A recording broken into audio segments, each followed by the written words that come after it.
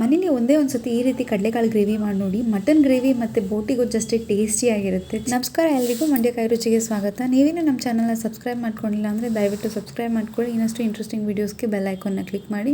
ಬನ್ನಿ ತಡ ಮಾಡ್ದೇ ಇವತ್ತಿನ ಟೇಸ್ಟಿ ಹಾಗೂ ತುಂಬ ಸಿಂಪಲ್ಲಾಗಿ ಕಡಲೆಕಾಳು ಗ್ರೇವಿ ಮಾಡೋದು ಹೇಗೆ ಅಂತ ತೋರಿಸ್ಕೊಡ್ತೀನಿ. ಈಗ ನಾನು ಈ ಕಡಲೆಕಾಳನ್ನ ರಾತ್ರಿನೇ 1 ಕಪ್ ಅಷ್ಟು ನೆನೆಸಿಟ್ಟಿದ್ದೆ. ಈಗ ಅದನ್ನು ನಾನು ಕುಕ್ಕರಿಗೆ ಹಾಕಿ ಸ್ವಲ್ಪ ನೀರು ಎಷ್ಟು ಬೇಕೋ ಅಷ್ಟು ಬೇಯಿಸೋಕ್ಕೆ ನಾನು ಒಂದು 3 ಕಪ್ ಅಷ್ಟು ನೀರನ್ನ ಸೇರಿಸ್ಕೊಂಡು ರುಚಿಗೆ ಎಷ್ಟು ಬೇಕೋ ಅಷ್ಟು ಉಪ್ಪನ್ನು ಹಾಕ್ಕೊಂಡು ಕುಕ್ಕರ್ ಮುಚ್ಚಳನ ಹಾಕಿ ನಾನು ಇವಾಗ ಇದಕ್ಕೆ 5 ರಿಂದ 6 ವಿಸಿಲ್ನ ಕೊಟ್ಕೊಳ್ತೀನಿ. 5 ರಿಂದ 6 ವಿಸಿಲ್ ಬೇಕಾಗುತ್ತೆ. ಕಾಳು ಇದು ಗಟ್ಟಿ ಇರುತ್ತೆ, ರಾತ್ರಿನೇ ನೆನೆಸಿಟ್ರು ಕೂಡ ಇಷ್ಟು ವಿಸಿಲ್ ಅಗತ್ಯ ಇರುತ್ತೆ. ಕಾಳು ಚೆನ್ನಾಗಿ ಬೆಂದಿರುತ್ತೆ. ಅವಾಗ ಒಂದು ಕಡೆ ಇದು ಕುಕ್ಕರ್ ವಿಸಿಲ್ ಆಗ್ತಿದ್ದಂಗೆ ಇನ್ನೊಂದು ಕಡೆ ನಾನು ಮಸಾಲೆಗೆ ರೆಡಿ ಮಾಡ್ಕೊಡ್ತೀನಿ. ಇಲ್ಲಿ ಮಸಾಲೆಗೆ ನಾನು 1 ಟೇಬಲ್ ಸ್ಪೂನ್ ಅಷ್ಟು ಎಣ್ಣೆನ ಹಾಕ್ತಾ ಇದ್ದೀನಿ, 1 ಪೀಸ್ ಅಷ್ಟು ಚಕ್ಕೆ, 2 ಏಲಕ್ಕಿನ ಹಾಕ್ಕೊಳ್ತಾ ಇದ್ದೀನಿ, 4 ಲವಂಗ ಹಾಕ್ತಾ ಇದ್ದೀನಿ. ಇದಕ್ಕೆ ಅರ್ಧ ಟೀ ಸ್ಪೂನ್ ಅಷ್ಟು ನಾನಿಲ್ಲಿ ಸೋಪ್ ಕಾಳನ್ನ ಸೇರಿಸ್ತಾ ಇದ್ದೀನಿ. ಇದನ್ನೆಲ್ಲ ಸ್ವಲ್ಪ ಲೈಟಾಗಿ ಫ್ರೈ ಮಾಡಿಕೊಂಡು ಈಗ ಇದಕ್ಕೆ ನಾನೀಗ 6 ರಿಂದ 8 ಪೀಸ್ ಅಷ್ಟು ಬೆಳ್ಳುಳ್ಳಿನ ಹಾಕ್ಕೊಳ್ತೀನಿ. 1-2 ಪೀಸ್ ಅಷ್ಟು ಶುಂಠಿ, ಅಂದರೆ ಅರ್ಧ ಇಂಚ್ಗೂ ಕಮ್ಮಿ ಶುಂಠಿನ ನಾನು ಇದಕ್ಕೆ ಸೇರಿಸ್ಕೊಳ್ತೀನಿ. ನಾನಿಲ್ಲಿ ಕಡಲೆಕಾಳನ್ನ 1 ಕಪ್ನ ಬಳಸಿದ್ದೀನಿ. ನಿಮ್ಗೇನಾದ್ರು ಜಾಸ್ತಿ ಬಳಸಬೇಕು, ಜಾಸ್ತಿ ಕ್ವಾಂಟಿಟಿ ಬೇಕು ಅಂತಂದರೆ ಇದೆಲ್ಲ ಡಬಲ್ ಮಾಡ್ಕೊಳ್ಳಿ. ಶುಂಠಿ ಬೆಳ್ಳುಳ್ಳಿ ಸ್ವಲ್ಪ ಜಾಸ್ತಿ ಹಾಕ್ಕೊಳ್ಳಿ. ಈಗ ಇದಕ್ಕೆ ನಾನು 1 ಈರುಳ್ಳಿನ ಸೇರಿಸ್ಕೊಳ್ತಾ ಇದ್ದೀನಿ. 1 ಈರುಳ್ಳಿನ ಉದ್ದಕ್ಕೆ ಕಟ್ ಮಾಡಿದೆ, ಅದನ್ನು ಇದಕ್ಕೆ ಹಾಕ್ಕೊಳ್ತಾ ಇದ್ದೀನಿ. ಈರುಳ್ಳಿ ಹಾಕ್ಬಿಟ್ಟು ನಾನು ಇದನ್ನು ಸ್ವಲ್ಪ ಲೈಟಾಗಿ ಫ್ರೈ ಮಾಡ್ಕೊಳ್ತೀನಿ. ಇದಕ್ಕೆ 3 ರಿಂದ 4 ಎಲೆಯಷ್ಟು ನಾನು ಕರಿಬೇವು ಸೊಪ್ಪನ್ನ ಸೇರಿಸ್ಕೊಳ್ತೀನಿ. ಅದನ್ನು ಸ್ವಲ್ಪ ಫ್ರೈ ಮಾಡಿಬಿಟ್ಟು ಈರುಳ್ಳಿ ಎಲ್ಲ ಸ್ವಲ್ಪ ಫ್ರೈ ಆದ ತಕ್ಷಣ ಇವಾಗ ಇದಕ್ಕೆ ನಾನು ಒಂದು ಟೊಮೆಟೊನ ದಪ್ಪ ಕಟ್ ಮಾಡಿ ಸೇರಿಸ್ಕೊಳ್ತೀನಿ. ಟೊಮೆಟೊನ ನಾನಿಲ್ಲಿ ಪೂರ್ತಿ ಬೇಯಿಸ್ಕೊಳ್ತಾ ಇಲ್ಲ, ಸ್ವಲ್ಪ ಲೈಟಾಗಿ ಫ್ರೈ ಮಾಡಿಕೊಂಡು ಇವಾಗ ಇದಕ್ಕೆ ನಾನು ಮಸಾಲೆನ ಸೇರಿಸ್ಕೊಳ್ತೀನಿ. ಮಸಾಲೆಗೆ ನಾನಿಲ್ಲಿ ಅರ್ಧ ಟೀ ಸ್ಪೂನ್ ಅಷ್ಟು ನಾನು ಕಾಶ್ಮೀರಿ ಚಿಲ್ಲಿ ಪೌಡರ್ನ ಬಳಸ್ತಾ ಇದ್ದೀನಿ, 1/4 ಟೀ ಸ್ಪೂನ್ ಅಷ್ಟು ಅರಿಶಿನ ಪುಡಿ, ಅರ್ಧ ಟೀ ಸ್ಪೂನ್ ಅಷ್ಟು ಧನಿಯಾ ಪುಡಿ, ಅರ್ಧ ಟೀ ಸ್ಪೂನ್ ಅಷ್ಟು ಮಟನ್ ಮಸಾಲೆನ ಹಾಕ್ತಾಯಿದ್ದೀನಿ. ಏನಾದ್ರು ಖಾರ ಜಾಸ್ತಿ ಬೇಕು ಅಂತ ಅನ್ಸಿದ್ರೆ ನೀವು ಅಚ್ಕಾರದ ಪುಡಿನೂ ಸೇರಿಸ್ಕೋಬೋದು. ನಾನಿಲ್ಲಿ ಕಲರ್ಗೋಸ್ಕರ ಮತ್ತು ಖಾರ ಹದವಾಗಿರಲಿ ಅಂತೇಳಿ ಕಾಶ್ಮೀರಿ ಚಿಲ್ಲಿ ಪೌಡ್ರನ್ನ ಹಾಕಿದ್ದೀನಿ. ಇದನ್ನೆಲ್ಲ ಚೆನ್ನಾಗಿ ಫ್ರೈ ಮಾಡ್ಕೊಂಡಾದ್ಮೇಲೆ ಇವಾಗ ಇದಕ್ಕೆ ನಾನು ಅರ್ಧ ಕಪ್ ಅಷ್ಟು ತೆಂಗಿನಕಾಯಿ ತುರಿನೂ ಸೇರಿಸ್ಕೊಳ್ತೀನಿ.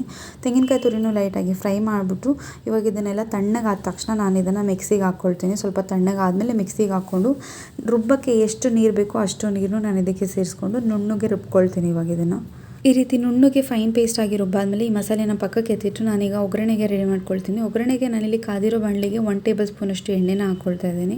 ಅದಕ್ಕೆ 1/4 ಟೀ ಸ್ಪೂನ್ ಅಷ್ಟು ಸಾಸಿವೆನ ಸೇರಿಸ್ಕೊಂಡು 2 ಒಣಮೆಣಸಿನ್ಕಾಯಿನ ಸೇರಿಸ್ಕೊಂಡು 1 ಕಡ್ಡಿ ಕರಿಬೇವೆಲೆನ ಹಾಕ್ಕೊಳ್ತಾ ಇದ್ದೀನಿ. ಇದನ್ನು ಸ್ವಲ್ಪ ಲೈಟಾಗಿ ಫ್ರೈ ಮಾಡಿಕೊಂಡು ಇದಕ್ಕೆ ನಾನು ದಪ್ಪಾಗಿ ಈರುಳ್ಳಿನ ಬಿಡಿಸಿ ಹಾಕ್ತಾಯಿದ್ದೀನಿ. ಕಟ್ ಮಾಡಿಲ್ಲ ನಾನಿಲ್ಲಿ, ಈರುಳ್ಳಿನ ಬಿಡಿಸಿ ಆ ಪೀಸ್ ಸಿಕ್ಕಿದಾಗ ಚೆನ್ನಾಗಿರುತ್ತೆ ಅಂತೇಳಿ ಇದನ್ನು ನಾನು ಈ ರೀತಿ ಅರ್ಧದಲ್ಲಿ ಬಿಡಿಸಿ ಹಾಕ್ತಾಯಿದ್ದೀನಿ. ಇದನ್ನು ಸ್ವಲ್ಪ ಲೈಟಾಗಿ ಫ್ರೈ ಮಾಡಿಕೊಂಡು ಈ ರೀತಿ ಗೋಲ್ಡನ್ ಬ್ರೌನ್ ಆಗೋ ಥರ ಫ್ರೈ ಮಾಡಿಕೊಂಡು ಇವಾಗ ಇದಕ್ಕೆ ರುಬ್ಬಿಟ್ಟಿರೋ ಮಸಾಲೆನ ಸೇರಿಸ್ತೀನಿ.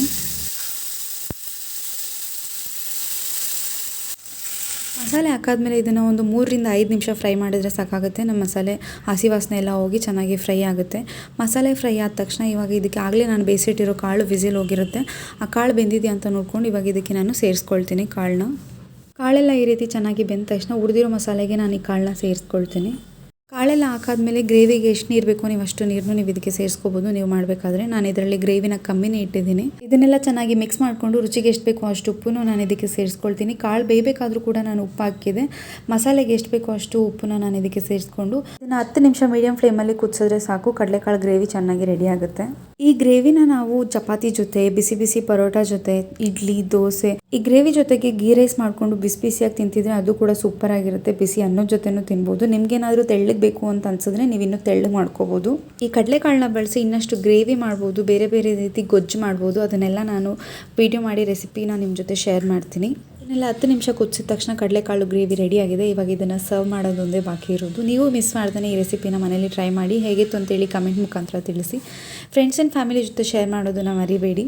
ಇನ್ನಷ್ಟು ಇಂಟ್ರೆಸ್ಟಿಂಗ್ ವೀಡಿಯೋಸ್ಗೆ ಮಂಡ್ಯಕಾಯಿ ರುಚಿನ ಸಬ್ಸ್ಕ್ರೈಬ್ ಮಾಡ್ಕೊಳ್ಳಿ. Thank you so much for watching.